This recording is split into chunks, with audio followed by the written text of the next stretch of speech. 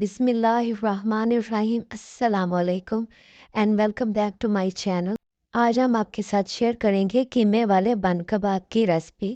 Normally street food में आपको दाल की टिक्की अंडे में फ्राई करके अंडा शामी बर्गर या अंडा शामी बन कबाब मिलता है, लेकिन ये रेसिपी उससे ज़रा डिफरेंट है।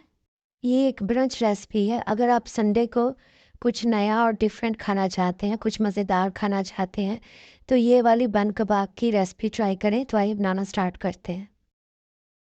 सबसे पहले कढ़ाई में हम 2 से 3 टेबलस्पून ऑयल डालेंगे और इसे ज़रा गर्म होने देंगे। 1.5 से 2 टेबलस्पून अदरक लहसुन का पेस्ट शामिल करेंगे और मीडियम आंच पे 30 से 40 सेकंड के लिए अदरक लहसुन को फ्राई करेंगे ताकि इसका कच्चापन ख़त्म हो जाए। यहाँ मैंने 1 किलो बीफ का कीमा लिया है। इसमें 10% तक चर्बी होनी चाहिए और 2 बार इसे मशीन से निकलवाना है। मोटा कीमा यूज़ नहीं करना। अब ये भी इसमें शामिल कर देंगे।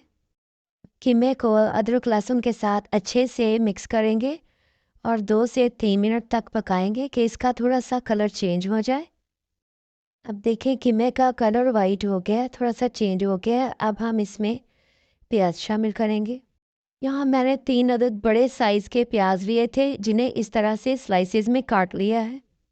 आप प्याज ज़्यादा भी यूज़ कर सकते हैं, आधा कीमा और आधा प्याज भी ले सकते हैं। यानी अगर 500 ग्राम कीमा है तो 500 ग्राम प्याज भी ले सकते हैं। कीमे और प्याज को अच्छे से मिक्स करके अब हम इसमें 1 टीस्पून या हस्बे जायका नमक, हाफ़ टी स्पून हल्दी शामिल करेंगे। 3 अदद बारीक चॉप की हुई हरी मिर्चें भी शामिल करेंगे। ये ज़्यादा तीखी नहीं है। अब इन सारी चीज़ों को एक बार अच्छे से मिक्स करेंगे और फिर हम इसे ढक के 8 से 10 मिनट के लिए पकाएंगे ताकि कीमा गल जाए। हम पानी यूज़ नहीं करेंगे, कीमा ही पानी छोड़ेगा और उसी में ही गल जाएगा। हल्की आंच पे 10 से 12 मिनट के लिए पकाएंगे। अब 10 मिनट के बाद ढक्कन खोलेंगे और एक बार अच्छे से मिक्स करेंगे। देखेंगे कि इसमें पानी है या नहीं। इसमें बहुत ही कम पानी बचा है, ये तकरीबन गल गया है। अब हम इसमें कुछ मसाले शामिल करेंगे। 1 टीस्पून खुश्क धनिया का पाउडर, हाफ़ टी स्पून गरम मसाला पाउडर, 1 टीस्पून मोटी कुटी हुई लाल मिर्च और 1 ही टीस्पून भुना कुटा हुआ ज़ीरा शामिल करके इसे एक बार अच्छे से मिक्स करेंगे और 2 से 3 मिनट के लिए इसे पकाएंगे। और 2 मिनट के बाद हम इसमें 1/4 कप ऑयल शामिल करेंगे। आप घी भी डाल सकते हैं। अब मीडियम आंच पे अच्छे से मिक्स करते हुए हम कीमे को 10 से 12 मिनट के लिए भूनेंगे ताकि इसका सारा मॉइस्चर भी ख़त्म हो जाए और इसमें किसी तरह की स्मेल भी ना रहे। और जब इस तरह से थोड़ा थोड़ा साइडों पे ऑयल नज़र आने लगे तो ये डन है। अब चूल्हा बंद कर देंगे और इसके लिए चटनी तैयार करेंगे। चटनी तैयार करने के लिए एक ब्लेंडर जग में मैंने 1/4 कप इमली का पल्प लिया है। 2 टेबलस्पून इमली को 1/4 कप पानी में डाल के 1 घंटे के लिए भिगो दिया था। फिर उसकी गुठलियाँ रिमूव करके छान लिया है। अब हाफ कप कटा हुआ हरा धनिया शामिल करेंगे। 1/3 कप मिंट लीव्स शामिल करेंगे। 3 अदद हरी मिर्चें भी डालेंगे।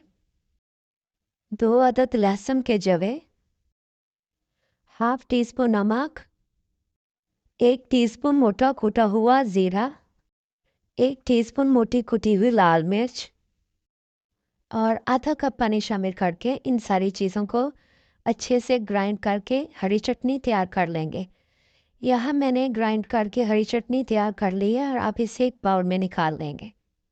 अब इसी हरी चटनी से हम दही का रायता तैयार करेंगे। दही का रायता तैयार करने के लिए यहाँ एक बाउल में मैं आधा कप ताज़ा दही डालूँगी, जिसे मैंने अच्छे से फेंट लिया है। और अब जो हरी चटनी तैयार की थी उसमें से 1/4 कप हरी चटनी लेके दही में डालेंगे और इसे अच्छे से मिक्स कर लेंगे। मुझे थोड़ी कम लग रही है, मैं 1 टेबलस्पून के करीब और चटनी डालूँगी और इसे मिक्स कर लूँगी। अब देखें बिल्कुल परफेक्ट हमारा हरी चटनी का रायता तैयार है, जो आगे चल के हम बन कबाब के साथ सर्व करेंगे। हमारे मज़ेदार से बीफ बन कबाब तैयार करने के लिए मैं ये वाले बन यूज़ कर रही हूँ। आप देख सकते हैं तिलों वाले बन यूज़ नहीं करने।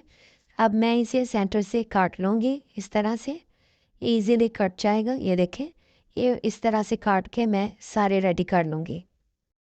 अब एक पैन में 1 टेबलस्पून मक्खन लेंगे। आप ऑयल भी यूज़ कर सकते हैं, लेकिन मक्खन से ज़रा खुशबू अच्छी आती है, तो इस तरह से इसको पिघला लेंगे। अब 4 बंस की सर्विंग के हिसाब से इसमें हम बीफ का कीमा डालेंगे जो हमने तैयार किया था।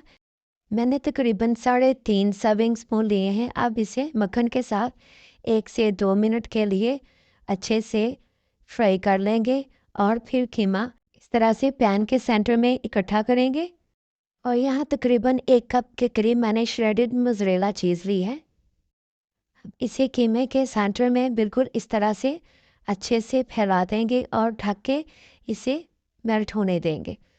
अब देखें चीज़ मेल्ट हो गई है। अब चीज़ को हम कीमे में अच्छे से मिक्स कर देंगे। हमारे टेस्टी से बीफ बन कबाब के लिए सुपर डिलीशियस बीफ की फिलिंग तैयार है। अब हम फ्लेम ऑफ कर देंगे और कीमे को एक साइड पे रखेंगे और नेक्स्ट स्टेप करेंगे। बन्स को टोस्ट करने के लिए मैं तवे को मक्खन से थोड़ा सा ग्रीस करूँगी। आप ऑयल भी यूज़ कर सकते हैं। और अब हम इस पे इस तरह से बन रखें इनको, तो हल्का सा गोल्डन कलर आने तक दोनों तरफ से अच्छे से टोस्ट करेंगे ताकि ये हल्के से गोल्डन भी हो जाए और थोड़े क्रिस्प भी हो जाए। देखें ये कितने प्यारे रेडी हो गए। अब इनको निकाल लूँगी और इसी तरह सारे बन्स को टोस्ट कर लूँगी। बन कबाब के लिए तमाम इंग्रेडिएंट्स रेडी हैं। अब हम इनको असेंबल करेंगे।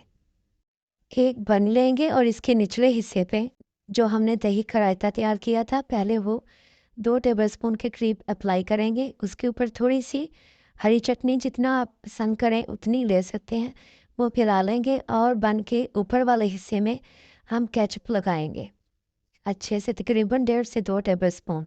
अब जो बीफ की फिलिंग तैयार की है चीज़ के साथ 1 सर्विंग स्पून भर के डालेंगे और इसे अच्छे से फैला के एडजस्ट कर लेंगे। बाहर ना निकले, सिर्फ किनारों के अंदर ही रहे। ऊपर आप कुछ प्याज के लच्छे गोल स्लाइस में कटे हुए टमाटर, थोड़ी सी बंद गोभी डाल के अब इसे ऊपर से बंद कर देंगे और हाथ से हल्का सा दबाएंगे। तो देखिए माशाल्लाह से हमारा बहुत ही मज़ेदार डिलीशियस होममेड बीफ बन कबाब बन के रेडी है। मैंने इसको सिंपल तरीके से बनाया है, इसमें कोई भी फ्राइंग वगैरह नहीं की ताकि ये ज़्यादा ऑयली ना बने और हेल्दी ही रहे। इन बन कबाब्स को हरी चटनी के साथ, दही वाले रायते के साथ और केचप के साथ सर्व किया जाता है। अब मैं आपको एक बन काट के दिखाती हूँ। ये देखें माशाल्लाह से अंदर से भी कितना खूबसूरत लग रहा है, बहुत ही डिलीशियस और टेम्पटिंग लग रहा है। उम्मीद करती हूँ कि आपको मेरी आज की ये यूनिक सी रेसिपी पसंद आई होगी। आप ये रेसिपी बनाएं और अपनी फैमिली के साथ इंजॉय करें। लंच बॉक्स के लिए भी ये रेसिपी बहुत ही आइडियल है। रात में ये तमाम फिलिंग्स बना के तैयार कर लें और सुबह सारी चीज़ों को असेंबल कर लें। रेसिपी अच्छी लगी है तो वीडियो को लाइक और ज़्यादा से ज़्यादा शेयर कर दें। चैनल को सब्सक्राइब कर लें ताकि मेरी हर नई आने वाली वीडियो आपको सबसे पहले मिले। अब इंशाल्लाह ताला मिलते हैं किसी नई रेसिपी के साथ। अपना बहुत सारा ख्याल रखिएगा, मुझे अपनी दुआओं में याद रखिएगा। Thanks for watching this video. अल्लाह हाफिज़।